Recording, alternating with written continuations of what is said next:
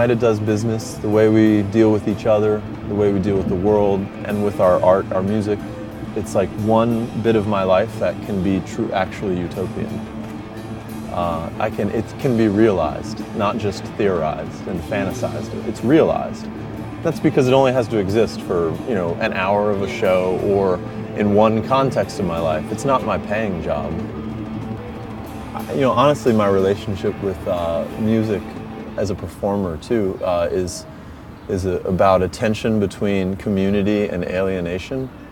I like that point on a tour where I start to feel a little less human and start to not like a piece of myself, but it kind of opens up another window of experience, And then the live experience is a balance of that, I can feel like just a slab of meat, but at the same time be communing with these other guys more than a human should be able to do,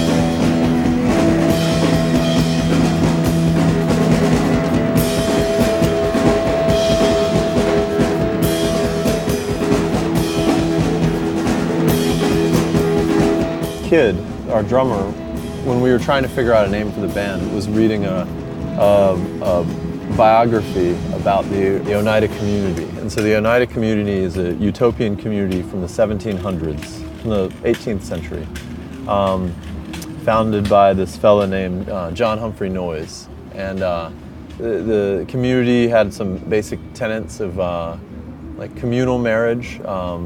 People would be recoupled, so that you wouldn't have a life partner, you would be recoupled. There was this group criticism process that would happen regularly, the way to kind of break down the individual ego to make you more part of the community.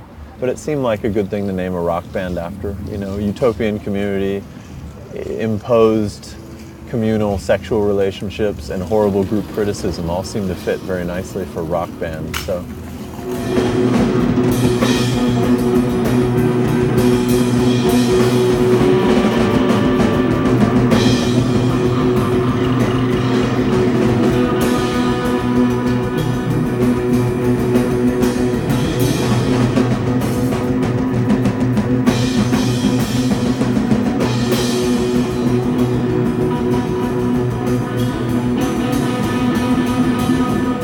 My entire adult life and part of my late childhood, teenage years, I've been struggling to help or to make the case that my band is not a hobby, and sometimes even with employers, struggling to